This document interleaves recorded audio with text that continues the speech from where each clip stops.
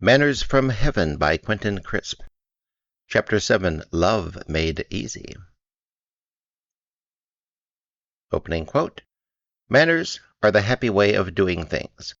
Ralph Waldo Emerson, The Conduct of Life. What may be done with a man whom you have allowed to make love to you, only to realize that you never want to say yes again? A woman plaintively asked me one evening. It often happens that when we think we're making whoopee, we're only making a whoops instead, I replied. Saying no to someone who has already rummaged through our drawers is tricky, but take heart. Even Rome, once sacked, did not have to be sacked again and again. The difficulty with saying no to someone to whom we have already said yes is that he is bound to think there was something unsatisfactory about the first sexual encounter. Having already lost our immortal soul, something more than a simple no is required in situations where we are badly compromised. We must conduct ourselves as if the world were a more spiritual place than it actually is. We must be painstakingly considerate of others, especially those whom we must disappoint. When one accepts another date with a man or a woman who has every reason to believe that we are already conquered, one cannot feign surprise when he or she makes a move to wrap up the evening in physical congress. Once you have let your guard down and allowed strangers to cross your moat, you are bound to find it a hassle to get them out of your castle.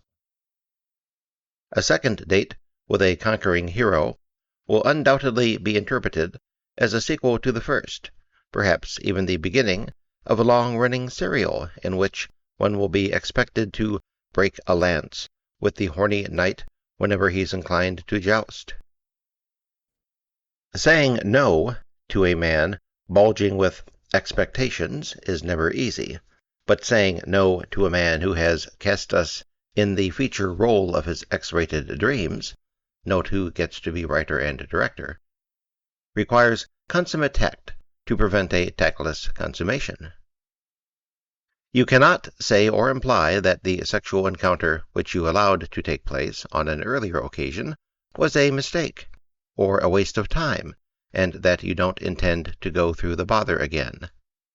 You must find an excuse for saying no that does not cast even a thin shadow of derision upon his human frailties.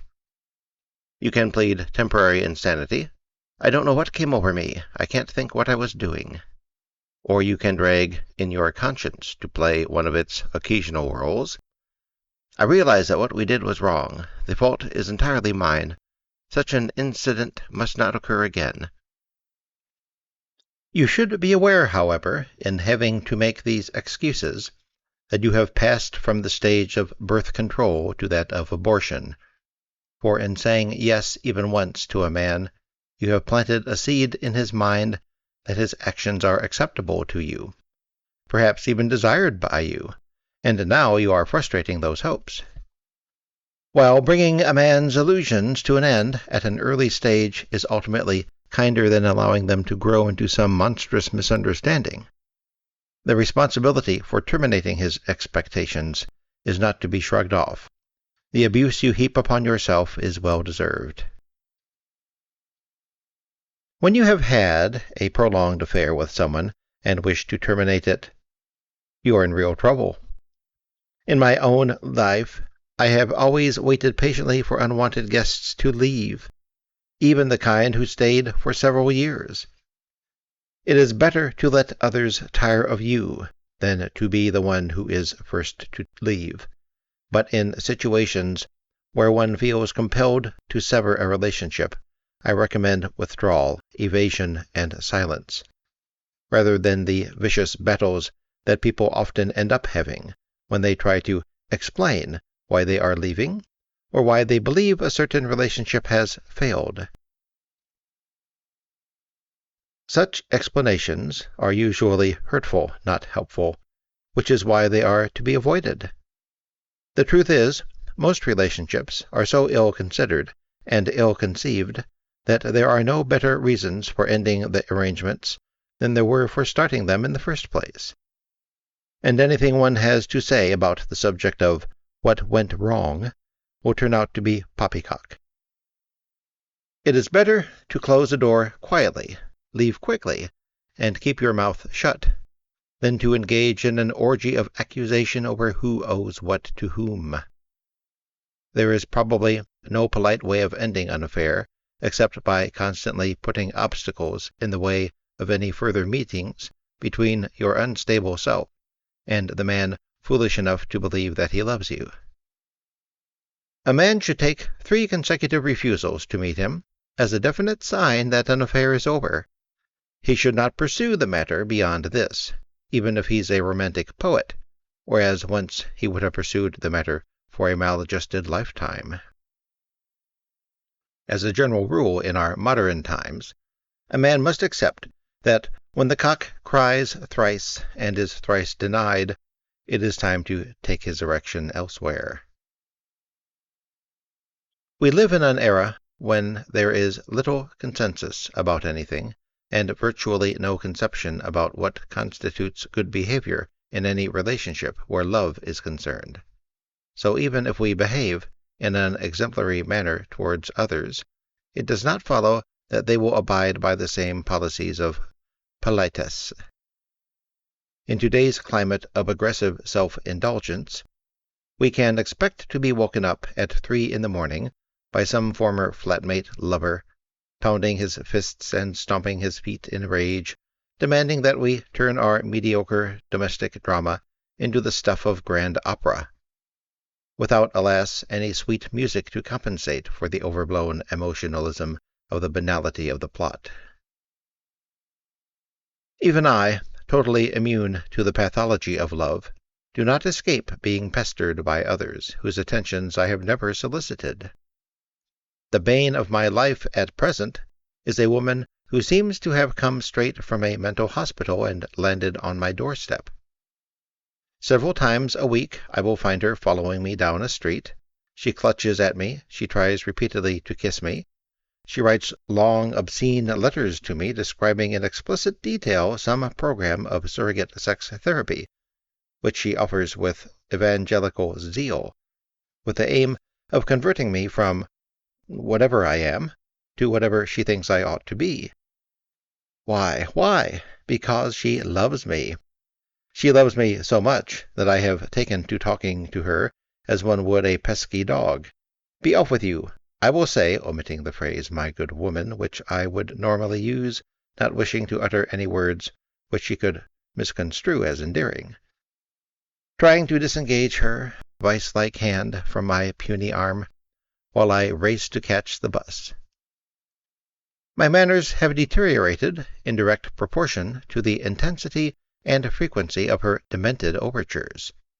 On one occasion last summer, following a performance of my Manhattan show, I had to be rescued from this woman. She had remained outside the theater where I was performing, and attacked me the moment I went out on the street. Even the police were dragged in. It is extremely difficult to behave well if those around us are determined to provoke us into behaving badly. Yet even so, we must constantly exercise our intelligence in devising strategies that will make our manners literally foolproof. Saying no ideally involves taking the blame upon oneself, that is, making yourself seem unworthy for some reason, or by blaming outside circumstances. You may evoke God if you dare, your parents, the neighbors, the objections of your husband or wife if you have one, the welfare of the children if you have any, consideration for another lover, even, I suppose, the memory of a previous lover. In the last resort, you could claim to be too frail, ill, or mentally unstable to withstand the rigors of an affair. It should not be all that difficult to find some dramatic flaw in your character. On the one hand, you have to reassure your companion how wonderful, beautiful, and desirable they are. But on the other, you have to explain why either the circumstances or some moral objection prevents you from accepting advances. A crude victory, getting home unscathed by bettering your companion's ego, is no achievement. Like Miss Otis, you must send your regrets. There is good in practically everyone, so it is no hypocrisy to praise your companion's admirable qualities, or his one fine feature, if he is bereft of more than one. But you must also decline, for that is your wish, in such a way that any reasonable person would find your reservations believable and acceptable. Your companion may not, however, be reasonable, like the bag lady who wants to bag me, and you might thus be obliged to draw the line, firmly but politely, against any further explanation of why you feel the way you do.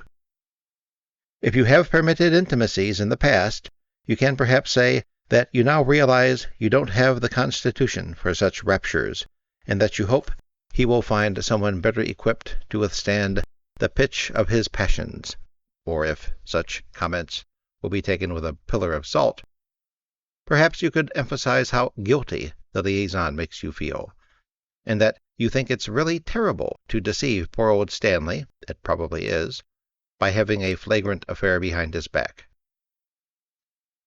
In short, you must find a plausible but deeply personal reason why sexual intimacy cannot continue and place the blame squarely on your own shoulders, at least until the door is closed and he is gone. Some people only realize the true nature of a relationship when it ends. What has long been obvious to skeptical friends now becomes apparent to the pair who were formerly spellbound. When two people realize there is nothing further to be gained by pretending to be devoted to one another, they frequently unleash a great gush of vindictive selfishness. Can nice manners modify emotional wreckage? Or are men and women doomed in their love affairs to be on their worst behavior? Given the brevity of most relationships, it makes sense that we never commit ourselves utterly to anything or anyone, no matter how much we may say we are utterly committed. We cannot impose stasis upon that which is dynamic. It is the folly of human history that so many men have thought otherwise. Instead of taking marriage vows that pledge undying devotion and then making a mockery of them, it would be better to enter a personal relationship with an acute sense of the provisional. Promising to do more than we are ever likely to fulfill only makes failure a certainty. People would behave much more decently towards one another at the end of a relationship if they expected less to begin with. So one of the ways in which we can improve our manners in sexual relationships is by examining and demythologizing the process known as love. Most books on manners, and all books on morals, prescribe thou shalts and proscribe thou shalt nots, as if edicts alone could alter behavior. My contribution to this debate is based on trying to understand why people behave so badly, and trying to devise strategies that either modify barbaric impulses at their source, or else, through defensive manners, afford some protection against the rudeness of others. If, instead of expecting love to endure forever, and ending up being outraged and devastated when it doesn't, we begin by expecting a relationship to be of limited duration, based on its agreeability and usefulness, we could then be pleasantly surprised by how long it lasts. Indeed, if it survives several years, a decade or longer, it will do so because it keeps changing, corresponding to the changes in ourselves, and because it is self-corrective in areas that are problematic. In short, we must be willing to accept that even the dearest of friends and lovers are simply guests, free to leave at any time. Given such an attitude towards others, you could call it love with a light touch. We would never be tempted to speak ill of someone who has departed for greener mirages. When a former friend or lover is intent on becoming X-rated, instead of staging a hysterical scene, trying to bar his or her exit, one should whip out a scarf, preferably silk, and flap goodbye. The world is full of nuts, and one is nearly bound to find someone else to leave slimy rings around the bathtub, burn holes in the carpet, scratch the records, dog-ear the books, leave crumbs all over the kitchen, and ruin one's peace of mind. In tomorrow's world, hellos and goodbyes will come at an even faster rate than they do today. So one may as well be prepared for a series of sunderings. Some people will react to this quickening of life's pulse by reaffirming traditional values, such as the lifelong relationship, which only worked when the lifespan was short and temptations to wander were few. Others will declare the whole business of relationships to be too difficult and instead embark on a series of callous affairs. As usual, I occupy the middle ground. We should give to our dearest friends all that we can, which is almost certain to be more than they deserve, short of giving away our self-respect, in the cheerful knowledge that they are not likely to be with us for long. Every human transaction, however brief, should represent the best of which we are capable, so that we may say, when alone, for it is never to be boasted in the presence of others, that we did all that we could for whoever it was who needed us at that moment. It is a greater achievement to treat those closest to us with courtesy than it is to love them. Few acts of violence are the result of etiquette, but many are the crimes of passion. When two people who once lived together, or were married, or seemed about to be married, abandon their domestic treaties, part of the responsibility for maintaining good manners falls upon other people. Friends of such a severed couple must never mention one party to the other unless invited to do so, and even then it is best to speak in terms that are fatuously bland. Friends should never create a situation in which two estranged people meet socially. You cannot invite a woman to meet her ex-husband, or instigate a meeting between any two people once intensely involved, unless you feel sufficient time has gone by for you to be able to mention that a party is being given at which circumstances have compelled you to invite her or his former partner, and you feel obliged to ask, will this embarrass you in any way? Once, of course, sufficient time meant 10 years at least. Now it might be only 10 weeks. Just as sexual relations are entered into nowadays without much thought, so they are abandoned much more easily, at least in theory. However, it is not uncommon for people to enter into a relationship promising that there will be no strings, only to do their damnedest to tie a noose around the other's neck. They espouse the new morality going in, but revert to the old morality as soon as their interests are threatened. It is a frequent ploy of people who claim to be confused. Good manners require that we have a reliable knowledge of ourselves, and refrain from victimizing others with our moods and emotions. That is Crisp's second law, if you're keeping track. You must always know what you want to do, and do it.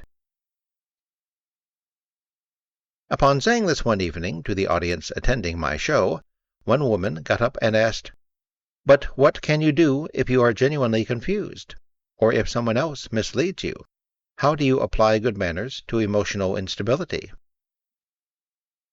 "We can be sympathetic to a confused person," I replied, "but not indulgent. A person who is prone to confusion in his life must recognize this and try never to involve others in it. He must adopt a more negative approach than most people, declining invitations he feels uneasy about, refusing to become involved in situations about which he has strong doubts, and refrain from associating with people about whom he is highly ambivalent. In short, it is the confused person who should pay the price by leading a circumscribed social life, not those around him. When asked to make a commitment, a man who doesn't know 5 minutes ahead of time what he wants to do must say no, rather than yes, or respond with a convoluted maybe. One can only hope that eventually he will become more certain about himself. When such a man's confusion has created a particular doubt, he should try to behave in such a way that even if his confusion remains, he does not confuse anybody else. If he does not know whether he wants to meet next Friday to go to a movie, he must say no, even though later he may say to himself, "Why the devil did I say that? I have nothing better to do on Friday." He must stick to what he said because he has no right to put anyone in the position where, at the last minute, he befuddles things by changing his mind. I once knew a woman in London who hardly ever kept an appointment, and even when she did, never arrived on time. Yet she would ring up every week or so, saying things like, "Let's have lunch on Friday." Rather than upbraid her for her perpetual tardiness and unreliability, I made it a practice to employ defensive manners so as not to become a victim of her confusion. I would simply say, "It sounds marvelous. You come here. I'll be home from 3 to 6. Come what may, and we'll decide what to do when you get here." This made it sound as if I were making myself infinitely available, but in fact I was drawing the line. I wasn't going to stand on a street corner and wait another half hour for her ever again. This way, whether she came or not, was not a matter of consequence. I would be in anyway, enjoying the more dependable company of the Times crossword puzzle. It is possible to circumvent other people's uncertainties by appearing to indulge them while actually curtailing their opportunities to make you dislike them. We should never speak badly of people that we have allowed to behave badly. After 3 appointments that have not been kept, you only make the kind of appointments that you are free to ignore. This is more efficient and less taxing than going about complaining, "That wretched woman never turns up." You must arrange matters so that a relationship is conducted on your terms. Good manners require that we understand enough of other people's behavior, particularly that influenced by their weaknesses, to avoid being treated badly. We must know them better and faster than they do themselves, and keep one step ahead, behind, or sideways, to preserve a margin of safety. We are not free, however, to rebuke other people nor speak badly of them to others. To rebuke someone presupposes that we are above him in some way, at least that we are innocent of his type of folly, though we may well be equally inconsiderate in some other way. But if it is true that we are superior to him, then the more challenging question is not, "Why does he behave so badly?" but, "Why do we associate with such a lower form of life?" As for complaining about someone behind his back, that is a particularly useless activity which changes nothing. Rather than advertise to the whole world that you are the victim of someone's misbehavior, you would be better employed asking yourself why you show such bad judgment in your relationships.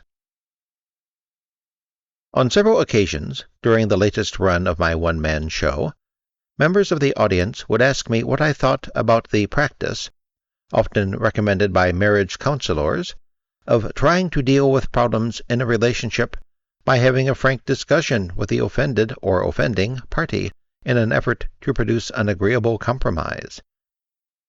If a lifetime of observation of all too human squabbles means anything, I replied, my advice is never have a frank discussion with anyone about anything. Let us apply this interdict to the problem we were wrestling with earlier, of how to say no to someone who has sexual designs on your person when you have been known to say yes on previous occasions, thereby creating an impression that commingling with his body, though it is unsightly, smelly, and continually exudes a mixture of water and fat, is an agreeable prospect. Let us say that you have already gone out several times with a man, when he has wined and dined you, and you, for your part in the bargain, have popped into bed, but now realize that you don't want to have further sexual relations with the fellow.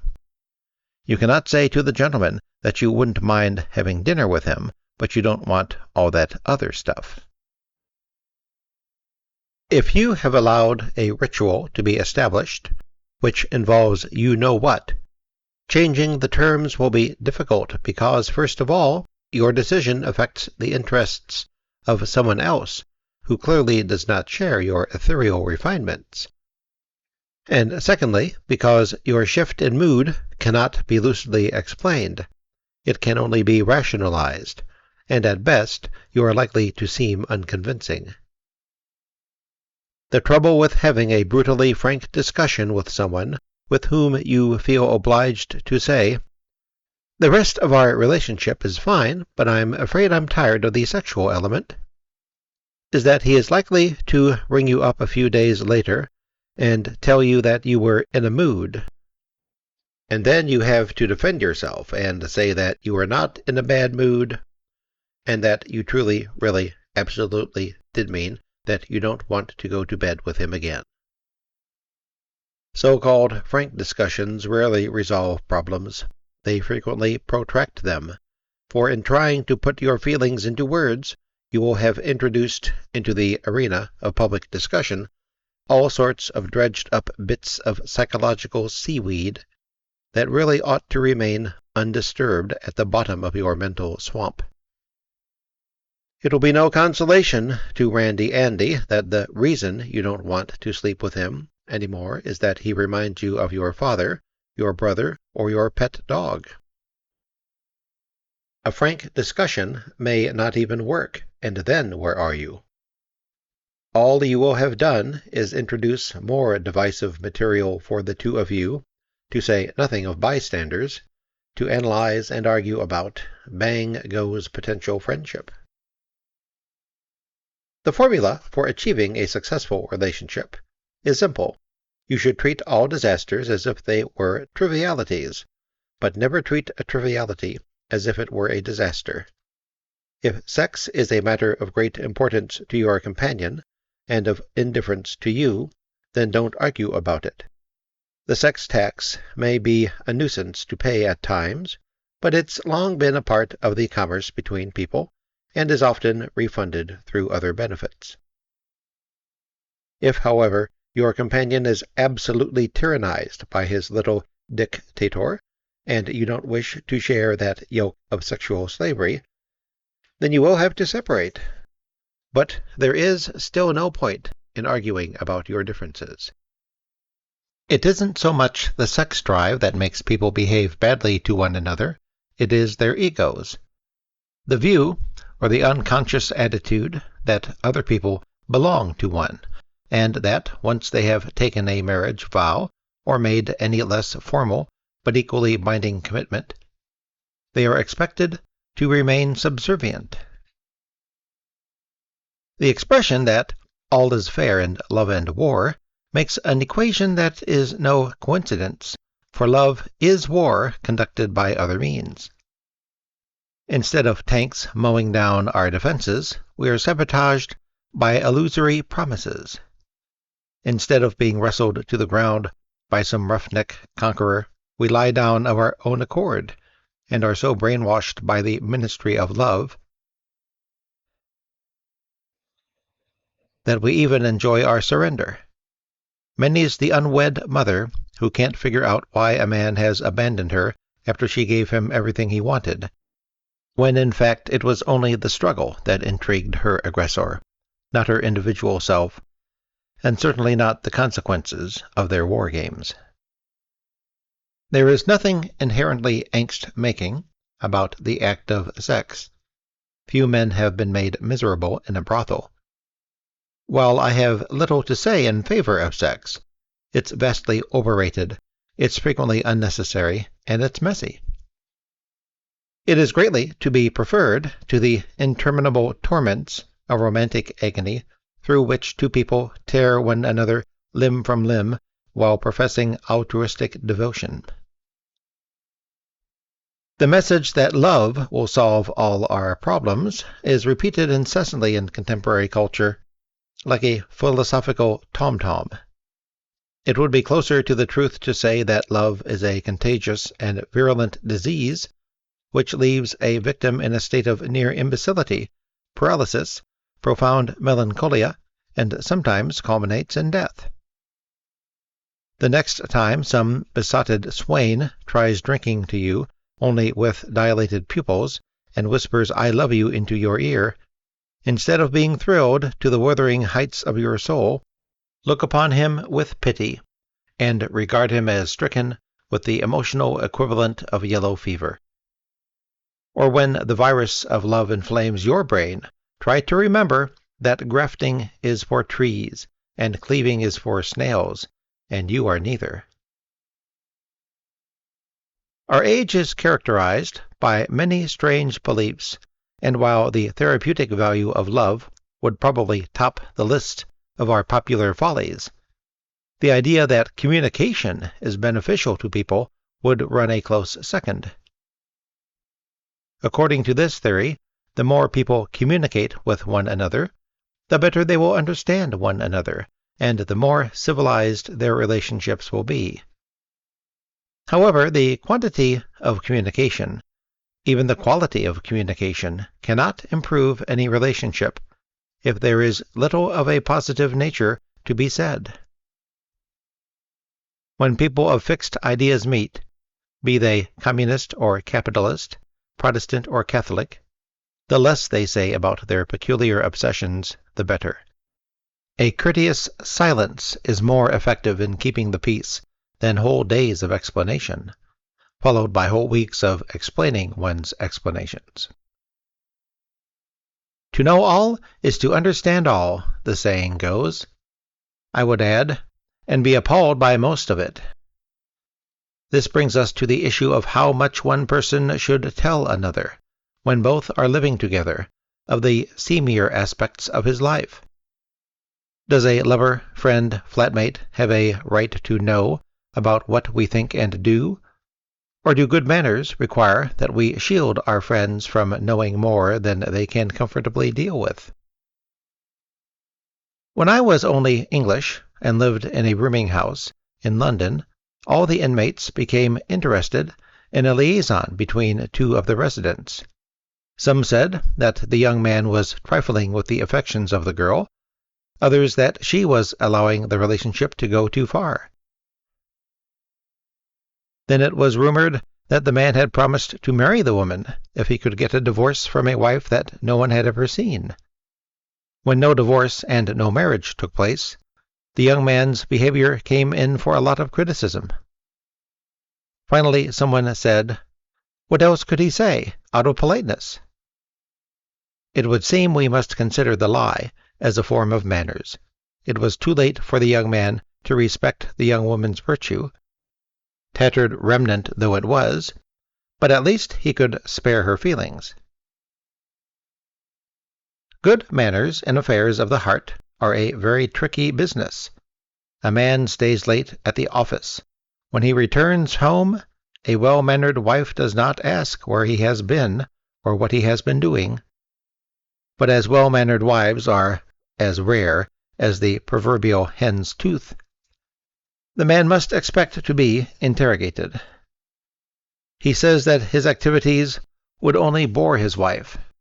In fact, they absorb and infuriate her. She presses for further information. He says he has been filling in his income tax returns. He should have in his briefcase some evidence of this. Good manners demand that only supportable lies are offered to our adversaries. The wife should seem to be taken for a fool, if she is wise, and let the matter rest. He deceives her, she deceives him, and all is well, for nobody is fooled for a moment. Now that is true understanding. For the man to tell his wife that he is having a sordid affair with his secretary is insulting, even if he adds that he did it because she was there, and that she is in every way inferior to the wife. A nice reply would be, "I respect you too much to sully our marriage with the truth." But I cannot say what the consequences of this rejoinder would be. Mr. Nichols went into this question many years ago in a review called A School for Husbands. A married couple are sitting in a restaurant. The wife says, "Do you think that woman over there is pretty?" The husband replies, "What woman?" Full marks. When the wife indicates which woman she means, he must not say no if the person in question is a raving beauty, especially if the wife has indicated that she herself thinks the girl is most attractive. Good manners never admit of an outright contradiction. He says, "Yes, but she doesn't appeal to me," with a tender glance at his wife. Most people would rather be treated courteously than be told the truth, and if you can add an imaginative flourish to your courtesy, so much the better. Life is a game in which the rules are constantly changing. Nothing spoils a game more than those who would take it seriously. Adultery, phooey. You should never subjugate yourself to another, nor seek the subjugation of someone else to yourself. If you follow that Crispian principle, you won't be able to say phooey too, instead of reaching for your gun when you fancy yourself betrayed. Most of the advice given here implies that men and women are playing traditional sex roles.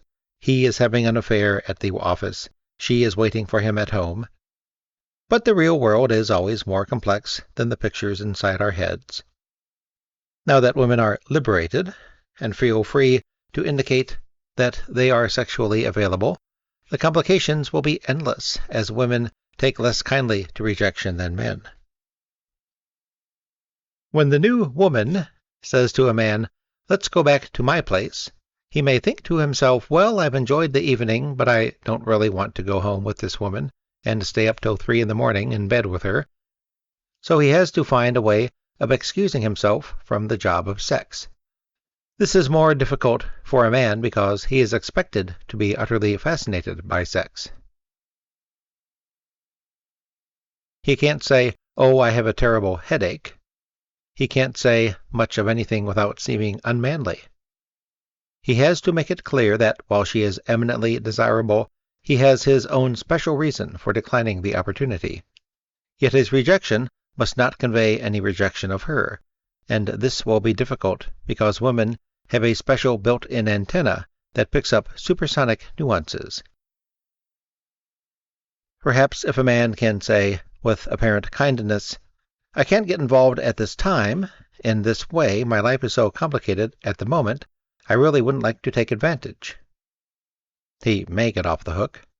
He must not lay it on too thick, of course, for she may be an advocate of the no-strings school of betting, and he's landed himself in trouble.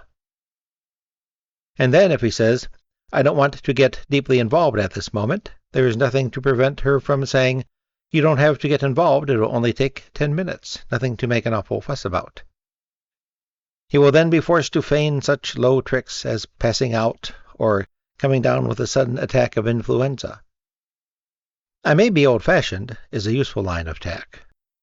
Your companion may feel disconcerted about not having her whims gratified, but she can scarcely blame you, and certainly can't blame herself, if you appear to be behind the times. The perfect date ends either agreeably in bed or agreeably not in bed. Even on a non-sexual date, a man must look at a woman as though he expected their relationship to be sexual, but that this was not the right time or place. And she, for her part, returns the compliment and illusion of restraint. It is the style with which anything is said or done that matters most. Some enchanted evening, you may see a stranger across a crowded room, and if you remember what has been said here, you may be able to ignore this latest opportunity for self-abasement. The spell will be broken. You will no longer expect your salvation to come from another as handsome as the sun. Instead, you will have begun to live at peace with yourself, able to live with the knowledge that there is no salvation at all. only laughter in the dark.